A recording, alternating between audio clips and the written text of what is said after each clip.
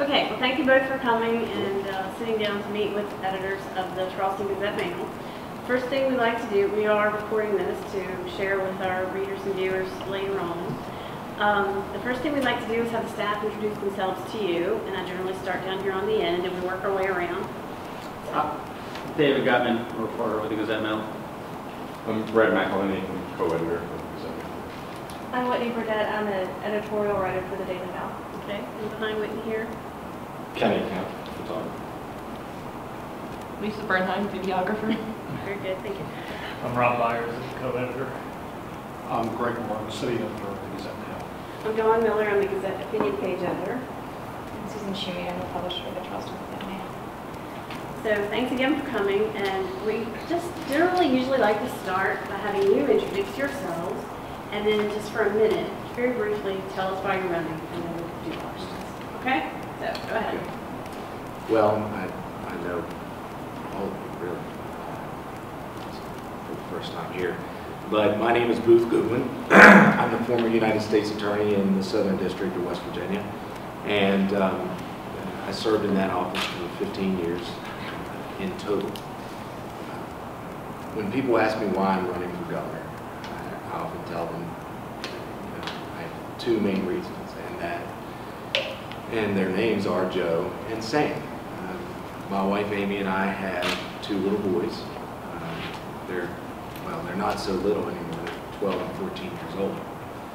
But I want them to have the same sort of opportunities that Amy and I had to live, grow up, and work here in West Virginia. And I fear that if we don't do something substantial, that if we don't change the track that we are on, then it's going to be very difficult for me to convince them that they can stay and should want to stay here in West Virginia.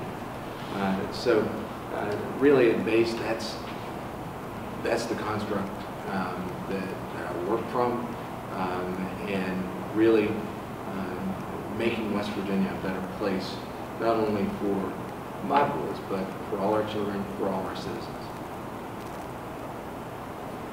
I'm Jeff Kessler, and I'm running for governor on a Democratic ticket to get the nomination and be the next governor.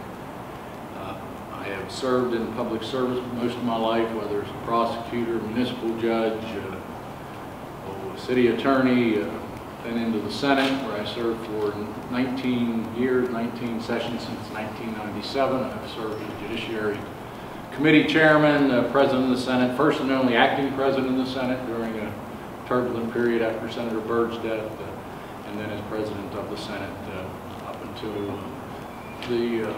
up until the change in leadership that occurred in 2015. And I'm running for governor because I believe West Virginia is at a crossroads, and we need to have bold leadership that will fix problems.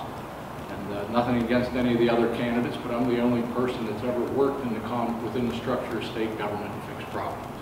So what have you ever fixed? And I tell folks, there was a medical malpractice crisis in 2003. I was a judiciary chairman. I fixed it.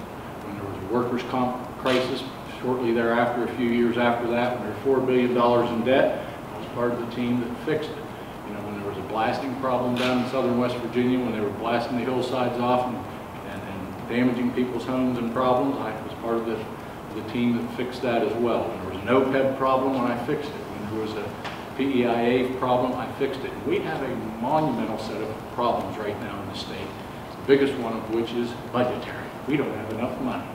And quite frankly, I'm prepared to raise some revenue to invest in two things, our people and our infrastructure. Because if we do not have a chance, in my view, to turn the state around. When I talk about investing in people, I talk about investing in education, which will lead to workforce participation improvement, which will lead to better public health outcomes, and then infrastructure. I'm talking about roads, highways, and particularly broadband. So happy to answer any questions and look forward to the opportunity to share my thoughts and views with you. Okay, thank you. Well, I think you sort of anticipated me, so I wanted to talk about revenue and bills and budget problems, and so we've got a good start there. So maybe we go back to Booth Goodwin and say, okay, we got deficits, we got revenue problems. What's the solution? Well, You know, I think first of all, we've got to do a bottom-to-top review of state government to see exactly where we're spending our money and how we're spending our money and what our priorities are. We've really got to evaluate what we need to do as a state. It may very well be that we need to raise revenue, but I don't think anyone has a taste for raising revenue until we can demonstrate clearly to the people of West Virginia that that revenue is needed. And that's going to have to come from a substantial and transparent review of our state government and our state government structure to determine exactly where and whether we need that revenue. The problem that we have had is structural and continue to have is structural, not only for our economy as a whole, but the pots of money that we've relied on for years and years. I mean, and we've put our eggs in very few baskets, and we just happen to get them kicked over all at the same time. And it's not something that snuck up on us. I mean, this could have been anticipated, and we've got to really reevaluate the structure of our economy, diversify our economy, and accordingly diversify the structure of our revenue here in the state. Okay. Senator, would you like to elaborate, be specific on what revenue you would raise? Right now, we're looking at a $270 million budget deficit. I do not believe you can cut your way to prosperity. The cuts that I've heard discussed in terms of what we would need to do in this state without any additional revenue are catastrophic. We're talking about cutting, not trimming, but cutting the entirety of the Thomas Scholarship. You're talking about cutting funding to free health clinics in this state. You're talking about cutting fundings to libraries, fairs and festivals, which drive in many respects our tourism industry. We're talking about a 10% cut to higher education in a state that already has the lowest college attainment levels in the country. And we've already cut funding to higher ed over 20-25% over the last 4 or 5 years. This would make a 30-35% cut. And all they do is raise the tuition. It makes it more difficult for our kids to go to school, and in fact then keeps us further behind and lagging with the lack of college attendance or degree or certification with our skill level, which we keep talking to as workforce participation. So, you know, those things you can't study. We've studied enough. We've got a blue ribbon commission that tells us we need $700 million immediately for maintenance to maintain our roads. We've studied and studied and studied. It's time for someone to boldly step up and act and say that we need to raise revenue. What would I raise? Immediately the cigarette tax by a buck. Absolutely. I've talked before about taking $10 or $15 million of that, putting into a free or assisted community college program for every kid that graduates high school. Similar to what they've done in Tennessee with the Tennessee Promise program, which has been quite successful, and to raise their college attendance, workforce participation rate, and create a certificate or 2-year degree program so that our workforce actually has some sheepskin behind their name that says they have a marketable skill. Alcohol and tobacco taxes. We need to close some of the loopholes that we've given the government. You know, we have given $250 million in tax breaks to businesses over the last 8 years. Correspondingly, we cut the food tax completely, $450 million. We're short.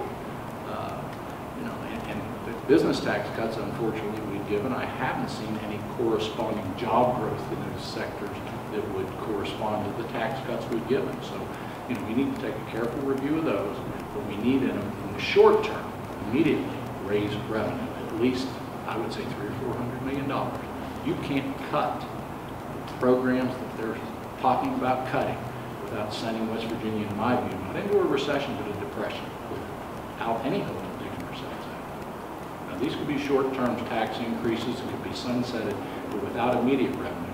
Gaston Caperton did it when he got in, and somebody needs to tell the people of this state the truth. And if anyone thinks that you're running for governor, you can cut your way out of this mess without additional revenue, because we trim so much now that the services that are out there, quite frankly, are so vital and so important to the people of the state, and important to our opportunity to grow as a state. it would be catastrophic in my view. Would you undo any of those previous business tax cuts? Perhaps particularly some of the ones where we gave property tax increases to the oil and gas industry under Senate Bill 465 a few years ago, where we incentivized them to come in hoping we were going to get a cracker, and gave them the ability to invest in our state, invest in this infrastructure. They did. Tens of billions of dollars were invested in the state, truthfully, to build all these separation facilities where they pump the gas, take it out of the ground, separate it, and create ethane and butane and all these other things.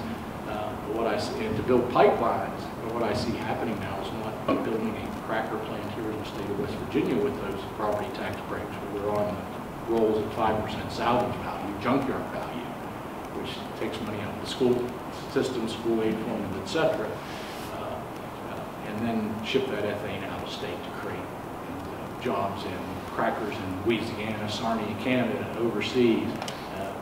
What I would suggest we do is consider a value-added tax on the ethane, or increase the severance tax on that, and then if they build it here, give them a tax credit back. In retrospect, that would be a better way.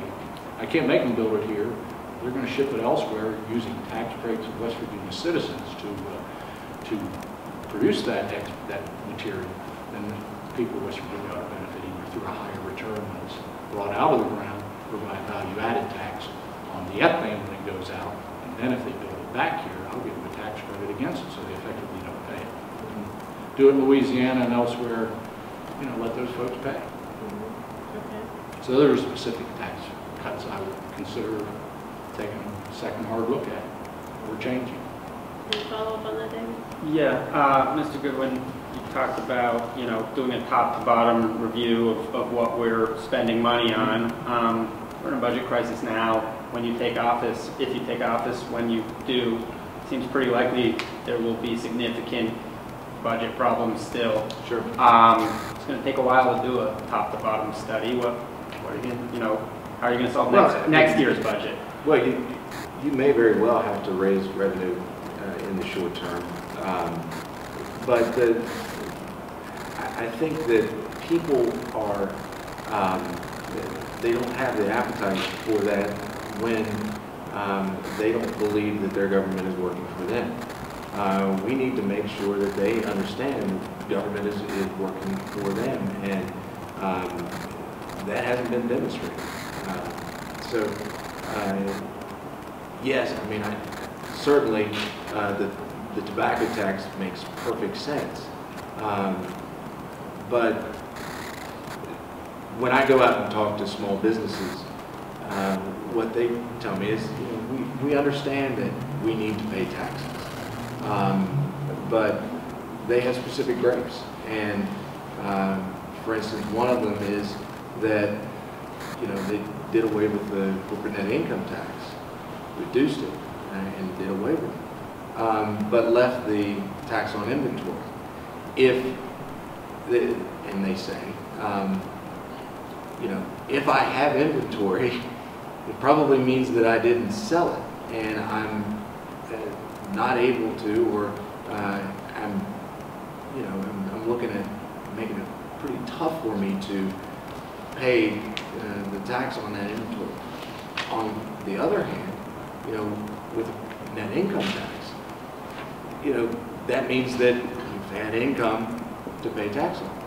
So I think that we do need to reevaluate what has been done over the last several years in terms of the taxes that have been done away with, and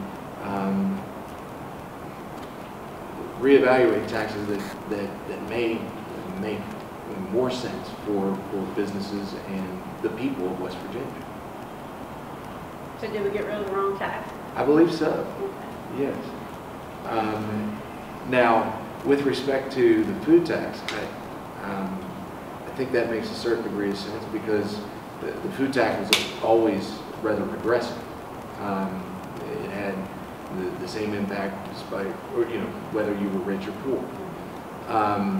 But like I said, with the corporate net income versus the inventory tax, and I realize there are constitutional issues there, but we really need to look at that. And it also makes us jump through all kinds of hoops, trying to you know, work these deals where you have to bend over backwards and, you know, tax exempt entities like, you know, counties or county economic development authorities own a building and then lease it back to a business just to avoid those taxes. We shouldn't engage in and shouldn't have to engage in those acrobatics. Those are the things that just don't make sense to me. Well, let me just follow up one more time, just because, you know, we've had budget gaps to fill the last couple of years. We currently have an even bigger one. The last few years and now, certainly the model has been to cut spending. Senator Kessler would go the other way. I think the third opponent has not really laid out a priority. You know, there's cut spending or there's raised taxes. I mean, is it a combination of both? And if so, which I mean, put your hand on the scale, like 64, you know what I'm saying? Right.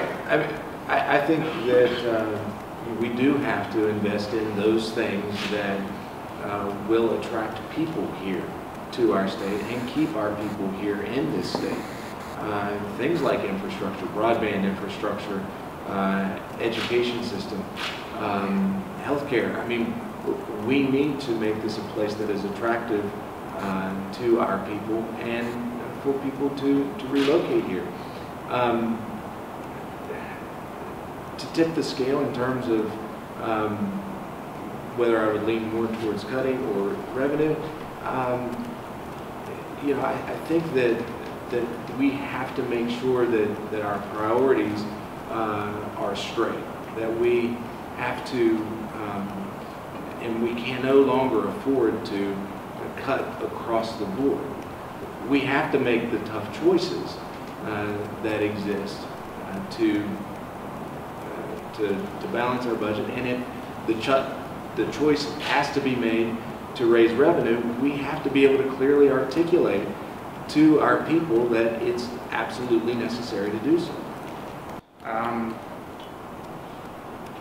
I mean, I'm not sure I heard an answer if we're leaning one way or the other on cutting spending or raising taxes. I think it's probably going to have to be a bit of both. That's what I would imagine. And I don't want to answer for the other opponent or the other candidate for the office, but what I've heard at least reported that he's against, he's not for raising any taxes and he's not for making any cuts. Well, that leads us exactly where we are, which is unacceptable. In the short term, particularly, we need to raise revenue. Otherwise, we're going to have, as I mentioned earlier, such significant cuts. You know, you just can't tell me that when you start cutting free clinics and you start cutting support for higher education and for even public education, which are basically the cornerstones, in my view, of our economic opportunities, is having a skilled, trained, sober, educated workforce. By cutting funding to those type of support systems are going to lead to better outcomes. It's only going to perpetuate worse outcomes. I think it's time for us to make a significant, fill the gap, raise the revenue, fill the gap, invest in people and infrastructure. I remind folks that a few years ago when we had one of the worst recessions, probably in the mid-2000s, you know, we did the Economic Development Grant Committee. We issued $220 million worth of bonds. We did. And what did we do with that? We ended up building a brand new spanking ballpark over here at Appalachian Power Park. We built Pullman Square down in Huntington. We built the Blanche Rockefeller Neuroscience Center up in Morgantown. We built new schools in the Eastern Panhandle. We built Cabela's up in the Northern Panhandle, where there's 3,400 jobs, $500 million worth of investment. So just that $220 million got spent throughout our economy. Multiplier effect to 4 times, you know, $1 billion of economic activity occurred during one of the nation's worst recessions. Guess who really didn't feel the effect of it? West Virginia. People were working. Construction crews were working. People were making sand, cement, rebar, and they were working. It drove the economy and helped us slide through the worst recession. At the end of the day, bonds are getting paid off, we've got a lot of great infrastructure in the state of West Virginia now because of that. You know, I hear my other opponent talk about he's the only one that ever created any jobs. Well, I beg to differ, quite frankly, because you know, as I mentioned before, in Cabela's there's 3,400 people working. That TIF, sales tax increment financing idea, just didn't drop out of the sky. It started with me and my idea of what we were going to do with downtown Wheeling at the time that morphed into the Cabela's project, which then morphed in statewide into a project. That's the same motto for TIF financing has been now replicated in Morgantown, where there's over 10,000 jobs, $10 billion worth of planned investment. So, you know, and not counting Charles Points, Huntington, Pullman Square, you know, I would suggest that I have a track record of producing thousands of jobs, and I haven't made one red cent on any of them. Not on businesses I own or invest in or have an interest in, but the projects that help the people of this state. So I get cringe a little bit when I hear folks say I'm the only guy that ever created a job. Maybe in his own industry, spectacularly. Statewide, I think I've done a pretty good job. How do you do that? You invest in people, you invest in infrastructure. Government stimulates the economy. I'm a Keynesian economist that believes the government's role is to stimulate the economy, not to control it, but to stimulate it, particularly during rough spells, and you can actually create significant economic activity that gets you through rough cycles, and that's exactly where we are today. I had a question about use of the rainy day fund. Under these circumstances, should government be dipping into it to pay the bills, and to what degree? Well, Go ahead. Yeah. Well, I mean, I think we probably are going to need to do so.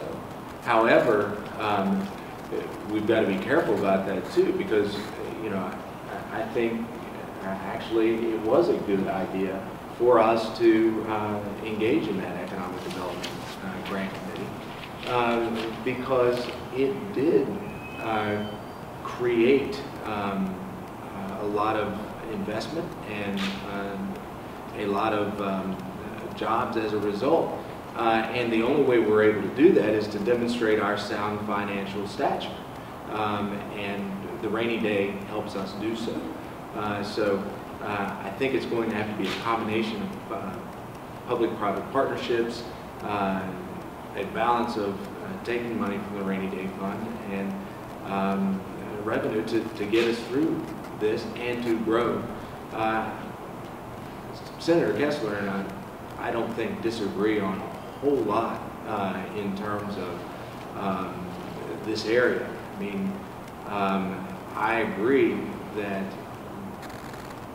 it's much different creating jobs as a governor and creating jobs as a chief executive officer. Government should be about setting the stage. It should be about creating the environment necessary for our people and our businesses to thrive. And that's by doing things like investing in our people, investing in our infrastructure, investing in those things that people want and people need. And that goes back to education as well. We have places in this state where the schools are literally crumbling around our kids. And we can't afford to have that happen anymore. I don't think we should be dipping any further into the rainy day fund, and I'll tell you why. You know, we've done that the last couple of years. If we would do it now to fix this budget shortfall, it would fix. You know, take $270 million out of the $850 million or $870 or whatever, you're down to $600. They're in two different funds. One is the solvent fund. The other portion of it's been about $400 million. That's from the tobacco settlement. It's supposed to be only used for health care needs and only after the other is depleted. Once you get to a certain ratio, it starts to affect your bond rating through that. And I've gone with the governor, Governor Tomlin, and sat with the finance chairs and top folks from the Department of Tax and Revenue, and met with the folks from Moody's and Standard & Poor's and the three bond rating agencies that set the bond rating for governmental entities, which then establishes the cost of borrowing money to do these kind of projects. And we are really at the point where we're nearly overextended in some of our bonding capacity now. That's why we haven't done the Capon State Park over in the Eastern Panhandle and the thing down in Wayne County, because we can't borrow the money without affecting our bond rating. So you start sucking more money out of that, I think you're going to see our bond rating, which has already been downgraded to a watch list, to go down further, which what's the result of that? It will lead to a more significant cost of borrowing money. We need to keep that thing solvent. What we need to do in the short term. And the truth of the matter is somebody's got to have the guts to tell the people of the state that you're in a tough time. We can't borrow any more, take any more out of our savings account without hurting our future. And we're going to make some tough choices, institute some tax increases that will right the ship, and then start an investment program and not have ongoing declines and cuts to education and health care and school building authority. You talk about Right. crumbling schools. Right. What's our solution? Cut more funding to the school building authority this year. Buy less school buses this year. Things of that nature. I just don't believe you can cut your way to prosperity. I think you can build a situation where you invest in your people, and particularly in infrastructure in the short term, and create a scenario where economic activity is generated that creates more wealth and more income and more jobs. But to just sit around and wait for the jobs to come and expect us things to change doing the things the same way isn't going to work. But again, the taxes, if we're going to raise revenue, the taxes have to be ones that aren't going to hurt us.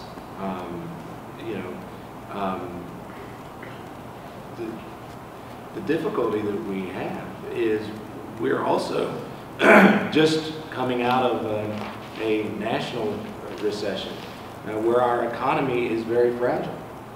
So, when you talk about raising revenue, it's got to be the right revenue. It's got to come from the right places. Otherwise, we're going to hurt ourselves in the long run. And you're also going to get a backlash from your people if you can't demonstrate to them that these are being used for good purposes. So I don't necessarily disagree that we need to raise revenue, but we need to make sure that we do it in the right areas. I mean, I think restoring the corporate net income tax makes sense, but only if we reevaluate the tax on inventory. Those sorts of things need to be done and have needed to be done for a lot of years.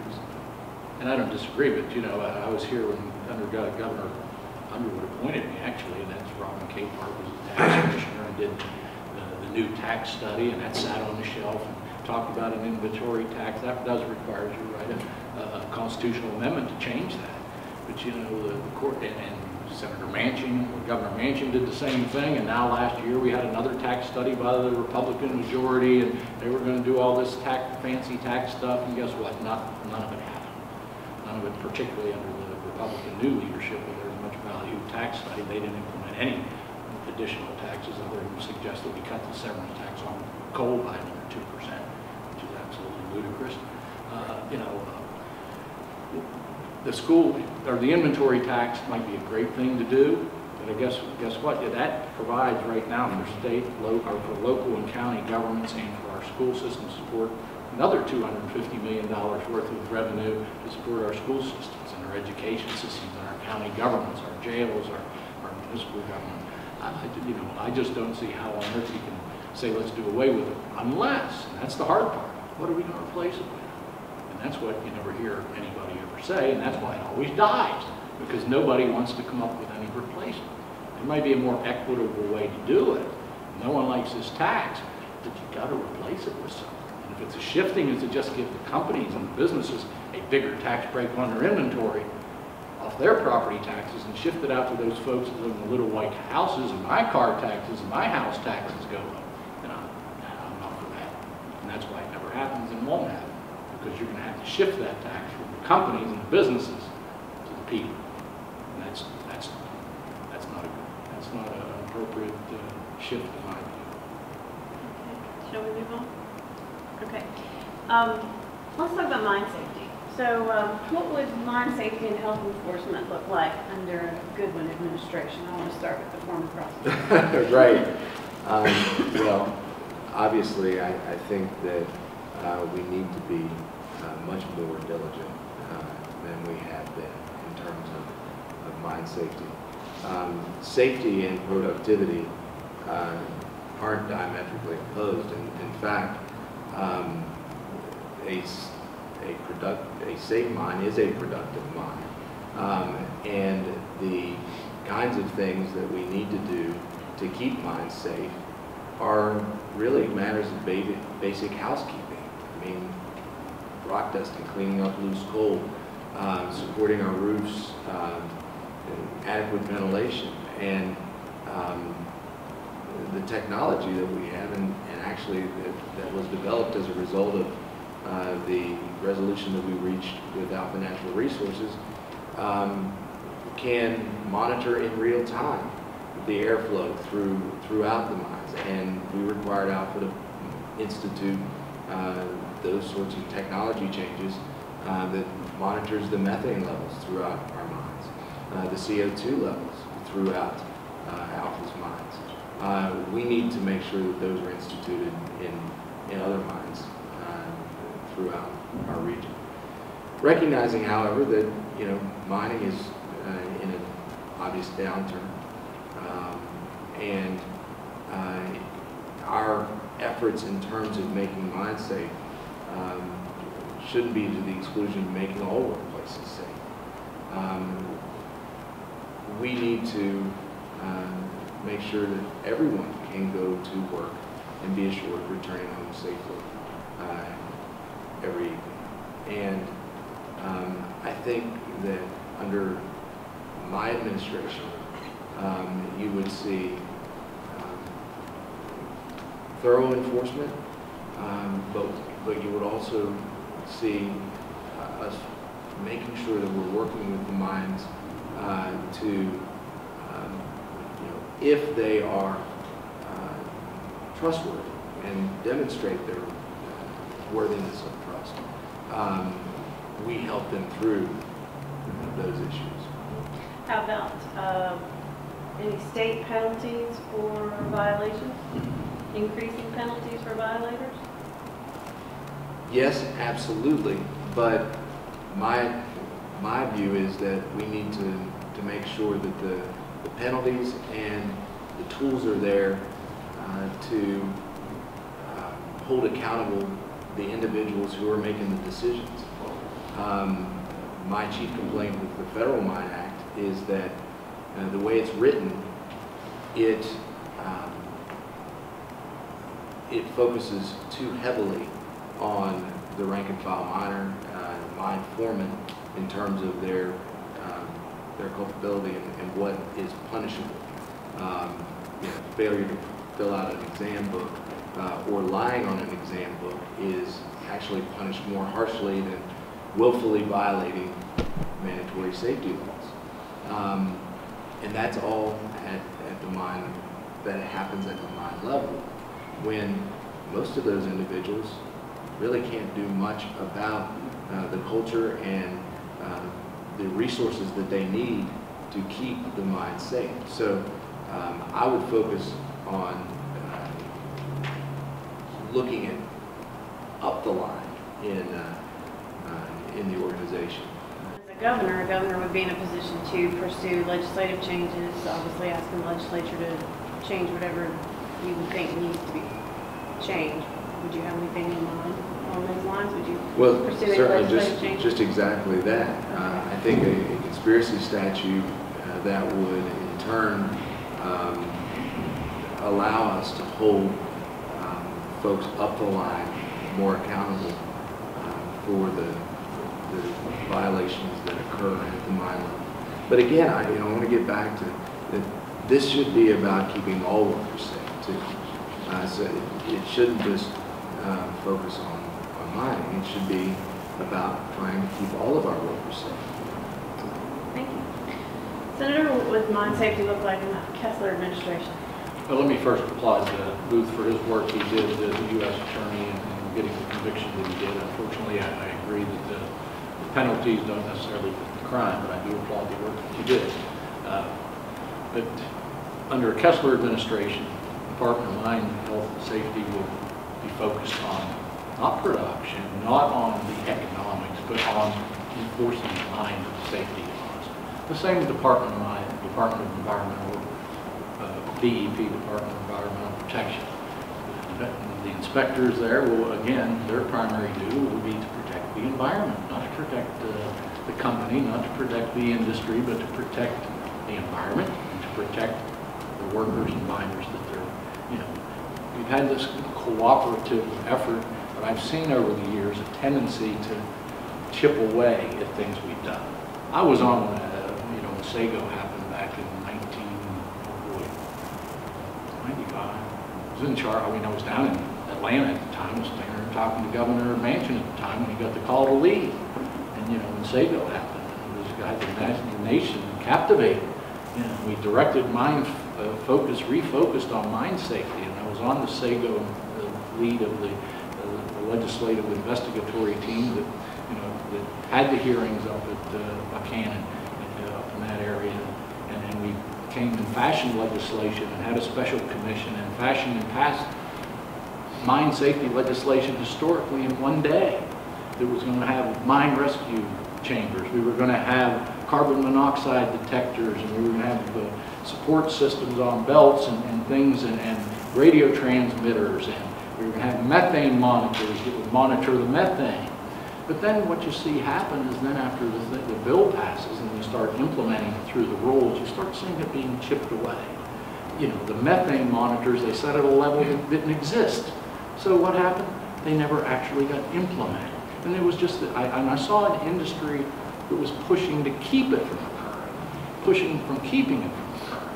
You know, we set it at, instead of 1.24, which was measurable, or 1.2, they put 1.25, and then there was no machine known to man that could do a 1.25 calculation. So guess what? It never happened. Then they fought and haggled, oh, what should it be, 1.2 or 1.4?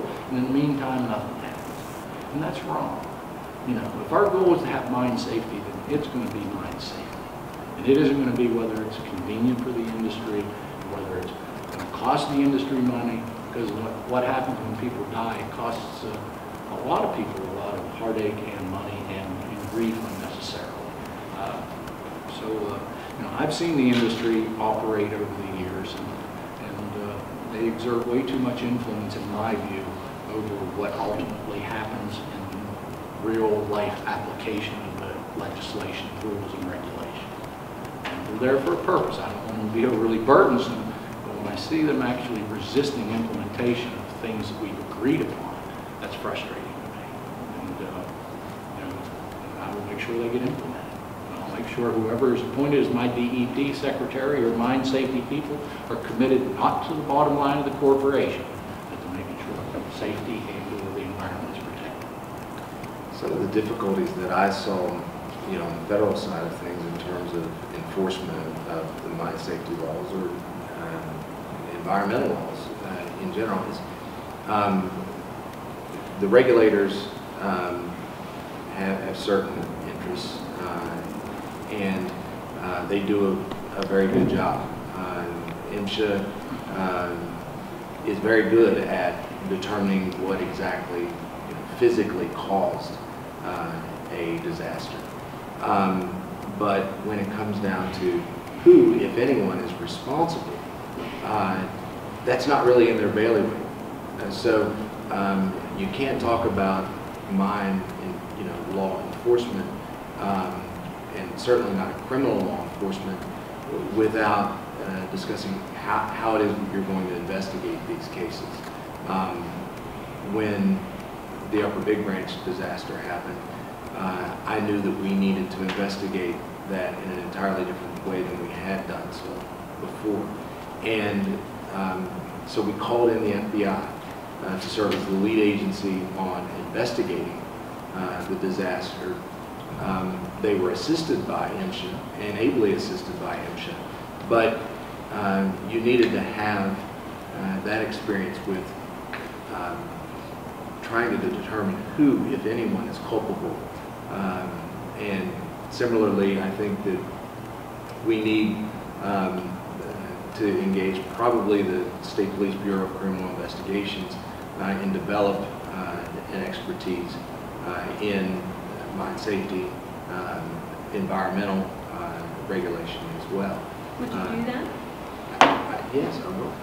I mean, they're very skilled in doing so, and I worked very closely with the Bureau of Criminal Investigations for a long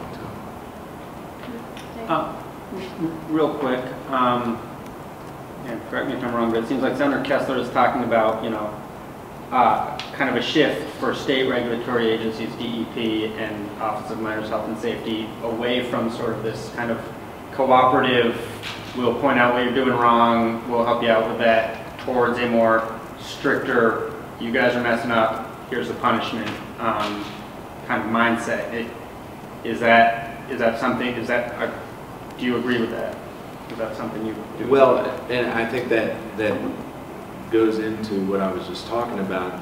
The regulators do need to have some level of cooperative relationship with the industry. It doesn't have to be buddy-buddy, and it shouldn't be buddy-buddy, but what it should is to try to get to the solution, to try to, it does no one any good just to say, you're messing up.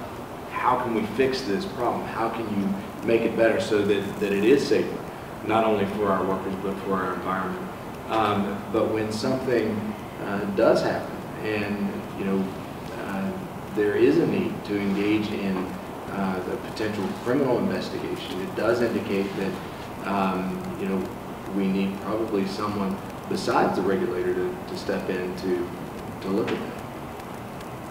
But I don't think we should look, I don't think we should look the other way and or chip away. What I've seen happen is this quiet pattern of chipping away. We go out and we do things, a lot of great fanfare, and then all of a sudden they start chipping away at it. They passed this 2 years ago, this Mine Jobs and Safety Act, and guess what? It rolled back mine safety in West Virginia for the first time in its history. In a state that's had a big branch, had Sago, had Erica. It's why on earth are we rolling back standards that might be more strict than the federal government? But there's a reason they're more strict, because we have had more deaths, tragedies, and disasters. We've had our share, so we don't need to be rolling them back, quite frankly. And I've seen that happen repeatedly.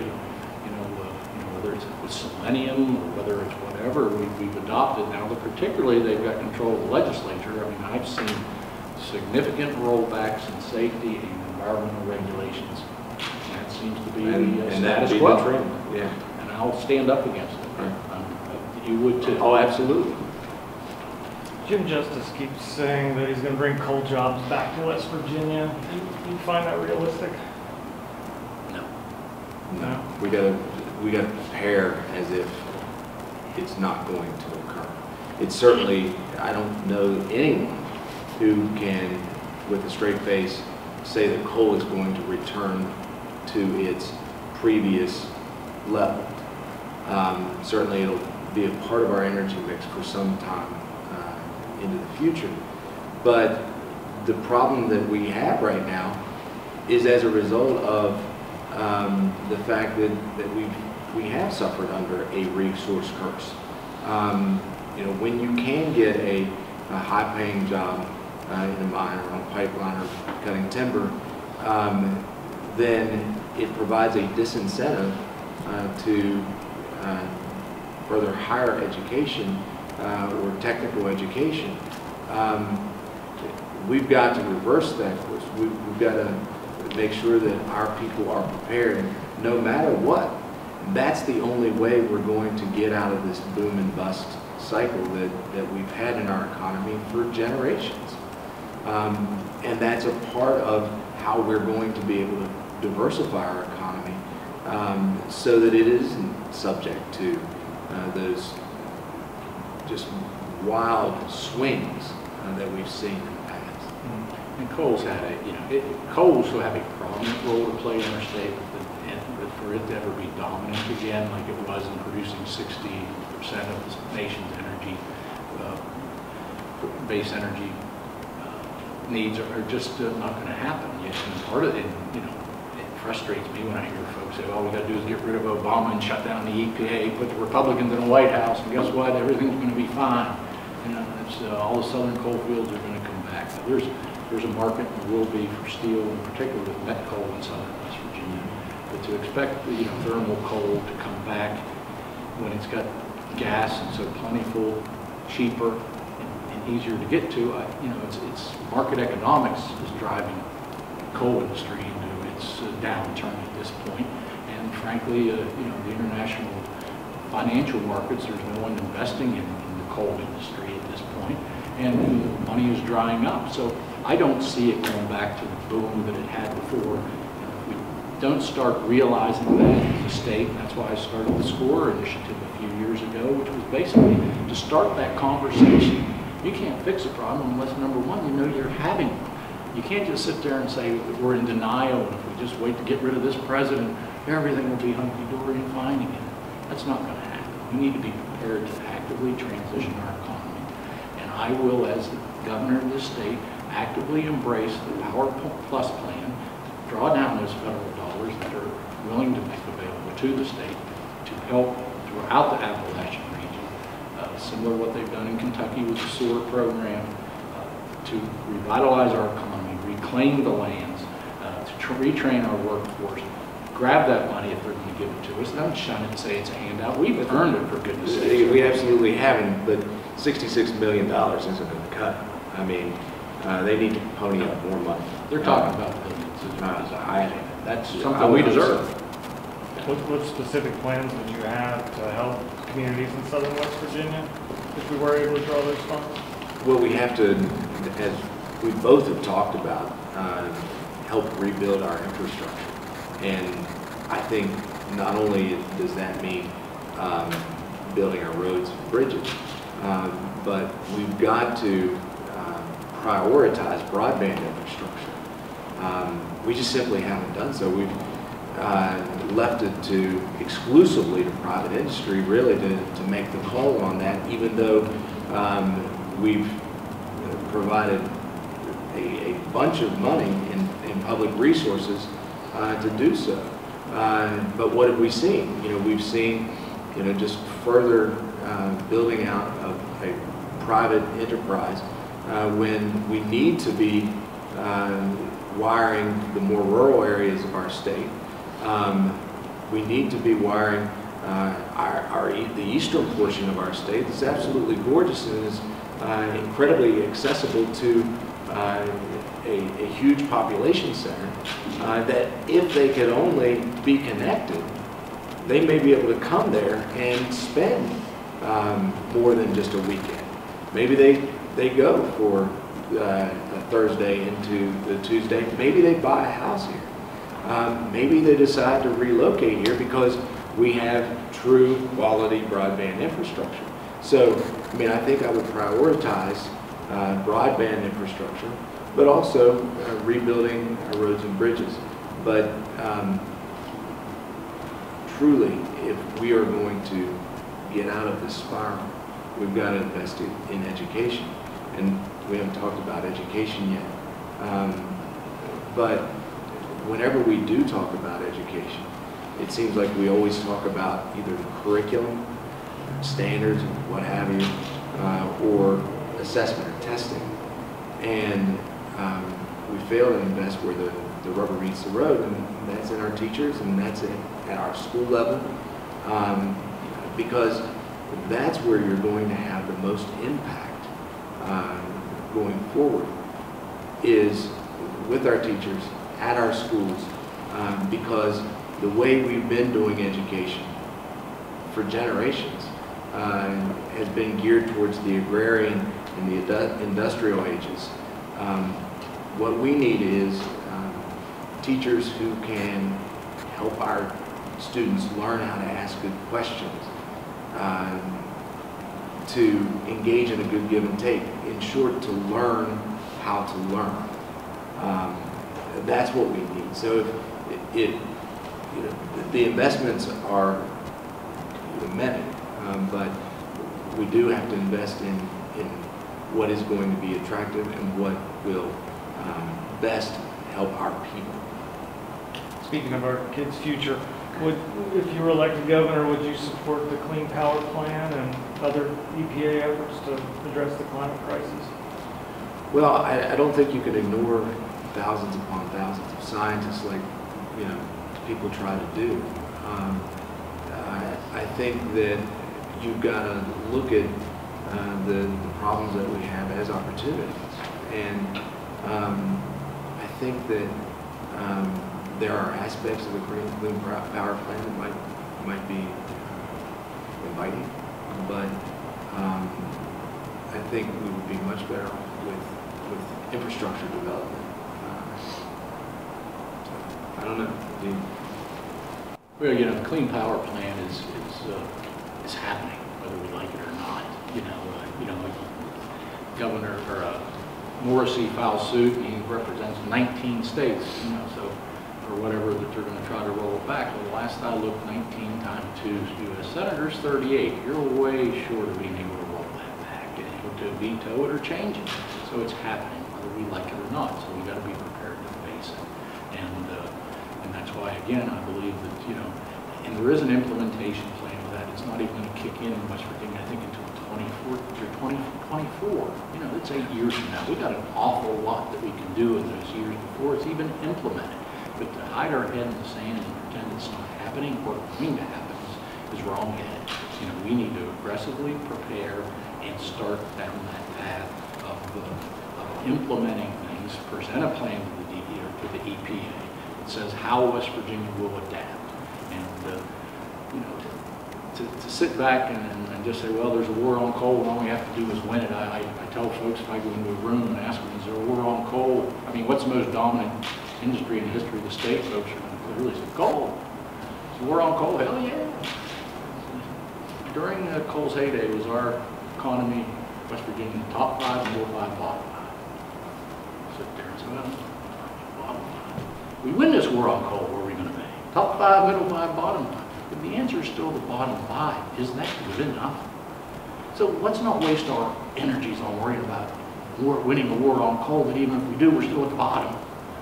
Let's worry about diversifying our economy, changing it, using it as an opportunity. Pittsburgh used to have the Pittsburgh Steelers. They got season tickets there. There was a steel mill. They're still country of the world. But when I first came to the Senate, the largest employer in the state was Weirton Steel, 16,000 employees, 11,000 Wheeling Steel. We marched on Washington. We had Stand Up for Steel rallies. We gave great speech. We were going to stop all this dumping. But the world economy was moving elsewhere. They were changing it. I couldn't control it. We couldn't control it as politicians. Gave great speeches. You know how many steel mills there are in Pittsburgh now? Zero. Wheeling Steel doesn't exist. Weirton Steel has 600 people. We couldn't change it. So we got to be prepared to adapt to it. Guess what they're doing in Pittsburgh now? They're doing great with high-tech business, research, development, Carnegie Mellon, things that we could be doing with WVU, with Marshall, with other institutions of higher learning to look at different things. Same with Winston-Salem when they lost their tobacco stuff. What they do with some of their factories, there's a 2 million square foot factory down there that they retrofitted. Guess what they're making now? Now they're making solar panels, for goodness sakes. And there's 2,000 people working down there. You can't tell me if we could make solar panels with the silica, the sand, the carbon that we have from the coal, and create a factory down in Mingo and McDowell County and have 2,000 people go to work, high-paying, good-paying jobs, we wouldn't be celebrating that. We need to be looking at those opportunities, not just saying because it's anti-coal, we don't want to do it. I think, and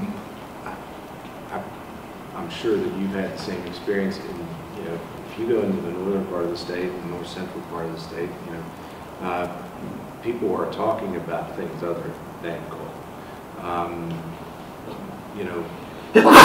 That north central area, between Clarksburg, Fairmont, and Morgantown, the cluster that has been created through the FBI Center and WVU has gotten us down that road towards an area where people can change jobs without changing their zip codes or changing them that much. And we need to examine how we can best replicate those scenarios using our higher education institutions as the anchors for that, using things like the FBI Center to spend on those jobs. Again, this is, government does not and should not be in the business of creating jobs. Again, government should be in the business of creating opportunity for jobs to exist and thrive, and for people to exist and thrive. Businesses don't choose where to locate, it's people who choose where to locate. Again. How do you see your office as facilitating recruitment of businesses? When we see North Carolina passing their discrimination laws, in Mississippi, and really large corporations who are going to be making large investments there pulling out, how do you foresee your office swooping in and being able to pull those people to West Virginia? And how do you see your office facilitating smaller businesses being able to find capital? Because there's very little financial capital for small business in West Virginia. How do you foresee your office growing the economic base of West Virginia with a more positive, business-friendly future? Well, I think it needs to be people-friendly. Again, I mean, I know that's oftentimes my theme, but look at it this way. And I'll ask you, I mean, how long has Charleston newspapers been in business? When was the last time that anyone from the government or the Chamber of Commerce came here and said, how can we help you add just one new job? Do you know of any time that that's ever happened? And my family has been in a business. Someone from my family has continuously operated a furniture store on the corner of Main Street in downtown Ripley since 1844. It hasn't happened there either. A measure of how we will be able to recruit and retain businesses is how we treat our own businesses. So I think we should first go to our businesses, the Charleston Gazette's, the Vail Furnitures of the world, and go to them and say, how can we help you grow your business? Let's start there. And then I think that from there we can build a better case for attracting new businesses from out of state. But we shouldn't be giving away the farm. It's kind of like the cable company. They advertise on TV all the time that, hey, get this great new bundled rate, and you go as a current cable company or current cable customer and say, I want that brand new bundled rate. They're like, well, it's not available to you because you're already a customer. Let's treat our risk takers, our businesses, with the vision that we see for businesses coming into the future. Well, I think, the first thing you need to do is, if you're going to be attractive to the world, you need to be welcoming of a diverse population of different people with different ideas, with different cultures, with different nationality, different sexual orientation. And things like RFRA that have happened down in Mississippi, thank God for Mississippi again, but, and North Carolina and Georgia where they vetoed, West Virginia came this close. If it had been for my Senate, quite frankly, it passed 76 to 20, or 72 to 26 in the Senate. It passed, or in the House, overwhelmingly. And if we hadn't gotten the amendment through that we agreed put forward as a Democratic caucus in the Senate, that by Senator Palumbo was the lead sponsor, that pulled out a couple of Republican votes, younger Republican members of the Senate who were willing to understand that, discrimination of folks on sexual orientation was bad for business as well. We weren't able to get that. And once we were able to get the amendment in and said you couldn't discriminate, they didn't like the bill anymore. And it ended up in flames. That's what I was telling to me. If you're truthfully going to be open, you want young people to come here. They don't want to go to a state where people are, if you're not just like them, you're not welcome. I mean, that's wrong. So I will enact immediately, or first state of the state, I will have an end to legislation where there's non-discrimination in housing and employment. You know, young people on college campuses could give a rat's patootie over who people love at night, and that it's really not government's business. So, you know, if you are open and welcoming, it sends a horrible message. Look at all the Fortune 500 companies that are threatening to pull out of Indiana, and now it's Mississippi and Georgia. It's NFL, Super Bowl. No one wants to go somewhere where somebody is going to be a bigot or prejudiced. We're going to quit acting and being the world looking upon West Virginia like we're a bunch of backwoods hillbillies and bare feet. And we got to quit acting like it and adopt policies that are welcoming, progressive, and not discriminatory and bigoted, or if you're junk, or push people out. I keep saying, you know, some of the things we do build walls around us. Well, you know, the wall we're living in, this little cave, isn't quite so great. Maybe we need to knock those walls down and open up to some other areas of the world. Maybe things would maybe be a little different. We're not going to change things, just keep doing the same way with the same group of folks, thinking the same way, pushing the same technology, the same industries, as if it's going to be our salvation. Because truthfully, it hasn't. How do you see bringing more capital into West Virginia to be able to invest in small business? But you got to bring more people here, first of all. I mean, you know, people that are here, they're young and entrepreneurs. You know, you don't need a whole heck of a lot for some of these startup companies. But we could do some stuff with some angel investors and things of that nature. Particularly, you know, one of the reasons I passed the Future Fund a few years ago, hopefully, was to set up a mineral trust fund that would. I saw what happened with coal. We produced more coal than any other state union, maybe other than Kentucky. The poorest state union of the counties, in many respects, in southern West Virginia, produced the most coal, or the poorest counties in the poorest state. And I see this golden opportunity with oil and gas, because people, Exxon and Chevron, they're falling all over themselves to get what we have. Market economics, make them pay for it. We don't have to give it away. And when you make them pay for it, put a little bit aside in a future fund, and invest in diversification, you can draw down on some of that money, feed it back into your communities for education, diversification, infrastructure, investment in small businesses. But you've got to have that pool of money. That's why we suck and bleed our rainy day fund down dry, which is really a catastrophic fire, locust, and storm fund. If we bleed it dry, and then we won't have a savings account. I want to keep that where it is and build another one, which is a future fund, funded with the expected revenues we're going to have, even when gas turns around, then it will, is to build a fund that will make available a pool of money that we can build our state on. So in 50 years from now, we're not as broke when gas is gone as we are now when coal's gone. And, you know, I'll say that one of the frustrations that I hear from small businesses all the time is that government really isn't out there to try to help them through the hoops.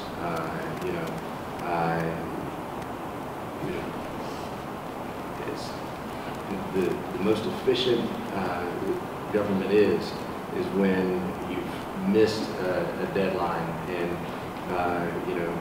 by a couple of days. What we need to do as a government is to help businesses comply, help them get started, not just with capital, but through actual know-how. How can you jump through these hoops? Because a lot of these folks know exactly what they do, and they're great at building software applications, or Morgan Griffin's great jewelry accessories and handbags, and there's all kinds of very creative, very promising businesses, but they don't know the business side of the business. We need to help them through that. To shift gears kind of a little bit, do you think that both your opponents in this primary are qualified to be governor? I don't know. Both your opponents. Well, okay. First of all, Mr. Justice is a good businessman, apparently. My job is to keep him in the business sector. But quite frankly, I don't know where he stands. I checked on his website here a day or so ago, and I still don't see an issues site. Where he stands on concrete proposals to move our state forward. And my problem with his platform is I can't seem to find it. You know, Senator Cole, I've seen him in action as the leader of our state Senate over the last 2 years, and I've seen us go backwards, quite frankly, not forwards. I'm not so sure that under his leadership, if you look at what's happened over the last 2 years, that, you know, that, giving more tax breaks to businesses, weaken mine safety, or knock down, you know, a tax on unions, tax on middle class, and rolling back mine safety and workplace safety laws. If that's a good thing, then vote for him. Not you, but Right. you know, I think all that's the wrong way to go. Right. And I don't hear any specific proposals, you know, on what bill Senator Cole's going to do. We're against raising any taxes. We're going to take a good look at government. We're going to figure out where all this fat is. Well, tell me where it is. Show me. Show me specifically where it is. I'll help you cut it if it is. But if it's cutting programs to people in education, infrastructure, things that provide support for our people, it's the wrong way to go. I'll resist it, fight it, and have and will. Well, as I said earlier, I mean, being a corporate CEO is much, much different than being a governor. There's a big difference between government and business. If business was good at it and served the best interests of all of the people, then they should probably be in it. But the role of government is one to serve the interests of all people. And just because you can create jobs, because you have a lot of money and can buy things and throw money at it, doesn't mean that you're going to be able to do what it takes as governor. So I'm with Senator Kessler. I don't know what Jim Justice stands for. You know, but I do know that being governor means you have to show up. You have to be present. And being governor is entirely about character. And you have to be responsible, pay your bills, be on time, and stand for something.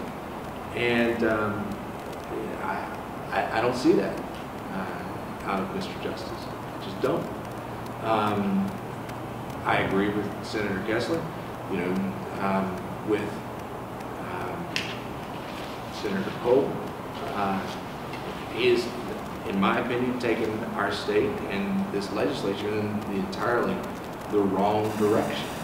And you know, we need to reverse course quite substantially. So, does he have the qualifications to do so? Maybe, but I don't know that he has the vision, and that's what it's going to take. Is the vision to move this state forward and the incentive to build a better state for our young people.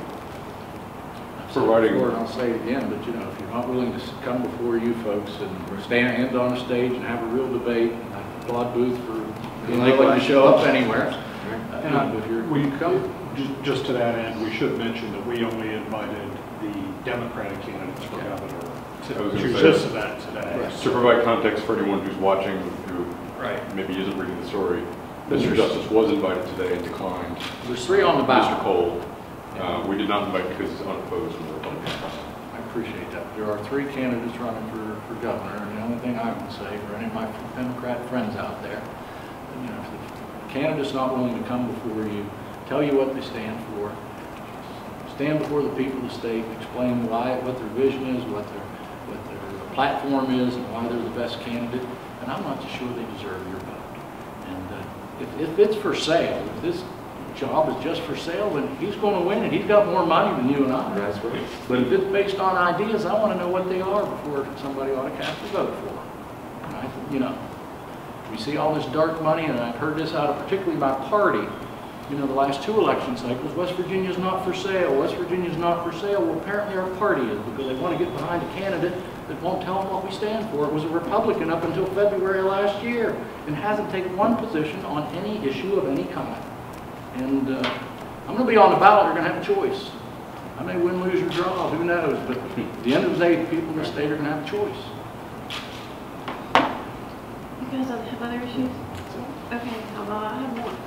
Have another hour and a half of issues. Probably. I've got all day with the issues. Okay, this is a little bit complicated, but I'll try and make it simple.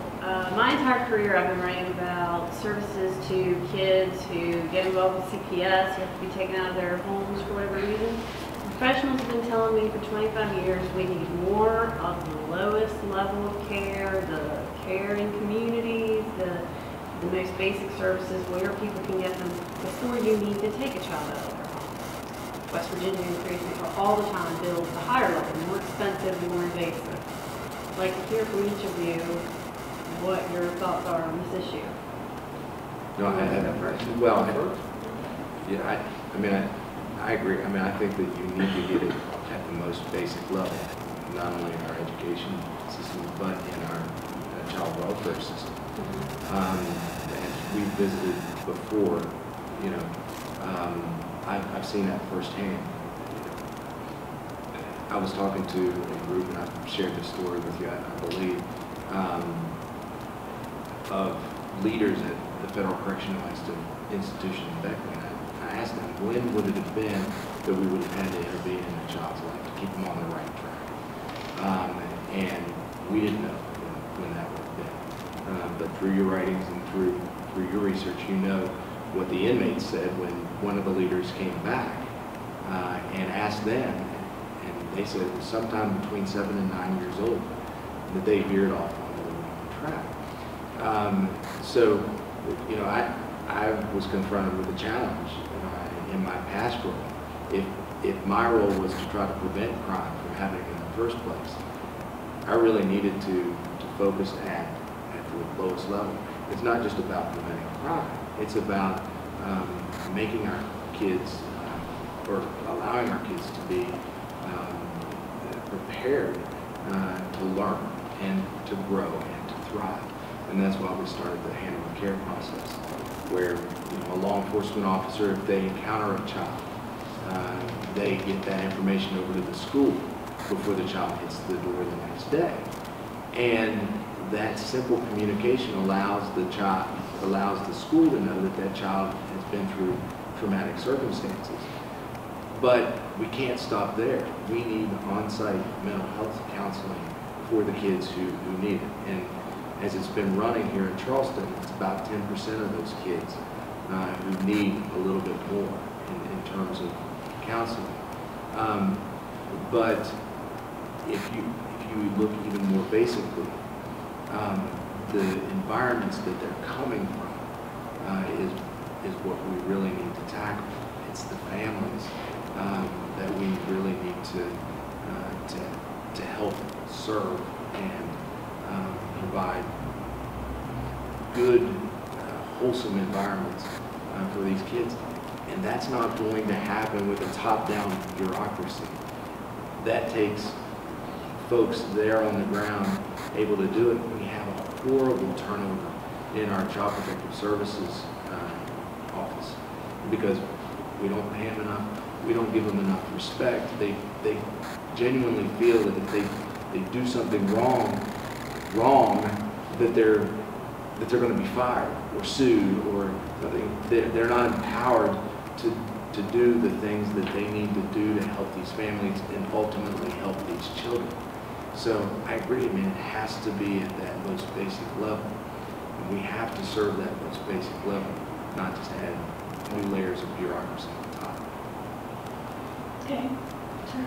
Yeah, I recognize early on as when I first became a Senate president, you know, I created a select committee on children in poverty because a lot of the kids that are falling behind are not receiving the basics, nutrition, education, services, and a lot of it's poverty driven. So, you know, we did that, and based on that, we passed the Feed to Achieve bill to make sure that every single kid, when they showed up, there would be no stigma on kids when they show up and they're hungry in the morning and they would have breakfast. It isn't just the poor kids' line, everybody was able to come.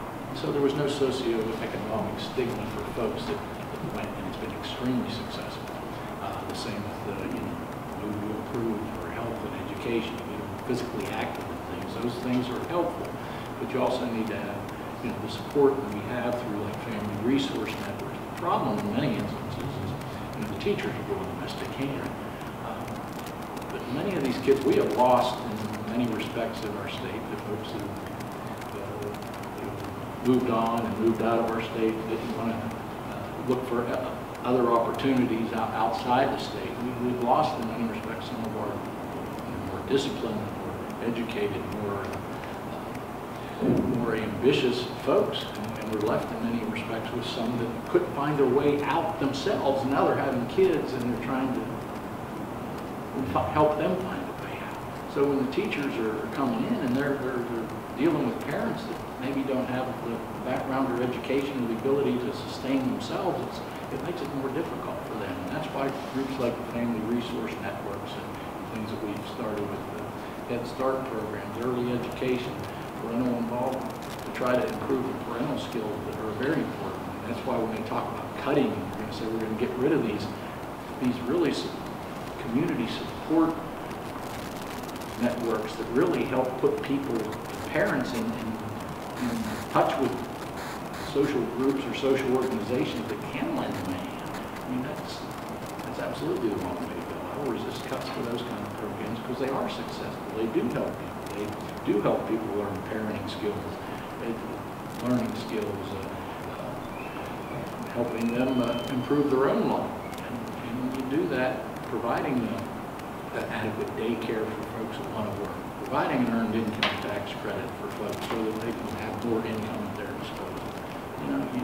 You've got to look at policies that actually will help folks in their own day-to-day lives.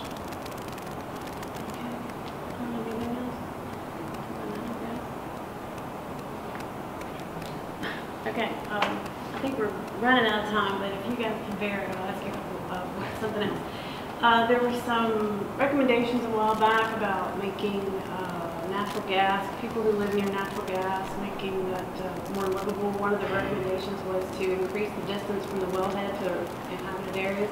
I'm wondering why you didn't pursue that. They tried to actually, I resisted this year, they tried to pass abolition of nuisance violation, let them take your land,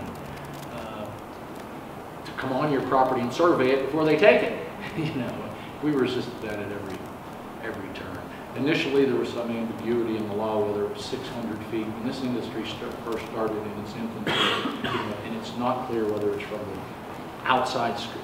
No one had any idea what the massive size of some of these well pads may be. So they've always been measured from the center. 600 feet from the center might not even take it to the edge of the well pad.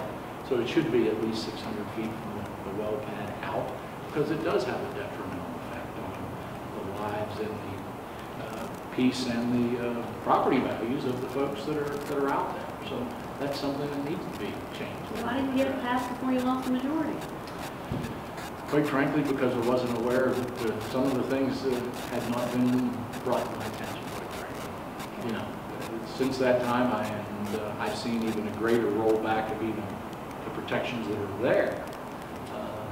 Brought a keen awareness to me that, when Marcellus and that first started a few years ago, no one even knew it existed. When I first came down here 5 or 6 years ago talking about Marcellus gas, people, the Marcellus shale, I draw blank stares on the Capitol. And that's when we passed it. And we did put implementation things in place. We did require them to report the additives they were adding to it, for adding to the fracking fluids. We did provide for what we thought were the protections, but it's an evolving industry. Looking back, there's some things I would have done differently, you're right. But we were the first state in the Appalachian region to pass a comprehensive horizontal drilling act, and it's been trial and error, and that's been an error. We need to include extensions of the definitions as to the setback. It's not from the site where the drill goes in the ground, but from the outside scope of the operation. That's something I would. So just because it's evolved, and by the time we got around to figuring out the problem, I'm just sitting out there casting no votes. We don't have any power to do it through. But as a governor, you can do that. You get the bully power. All right. Any thoughts on that subject? regulations for the gas fields? Well, I think that we do have to be responsible about our natural gas development, just like we've needed to be responsible in all of our environmental decisions. I'm obviously not as well versed on the topic because I haven't had to delve into it deeply. The focus over the last several months was more on mine safety. But we can't stifle what is a potential for an extraordinary boom for our economy in natural gas. But we've got to do it responsibly. And we've got to make sure that it is not affecting our community irreparably, that it is not affecting people. Anything else? Well, thank you all for putting up with us for this long. Happy to be here and get out. Pleasure to have you. Yeah, it's good to be here. Thank you. Apologize for some of the delay getting started.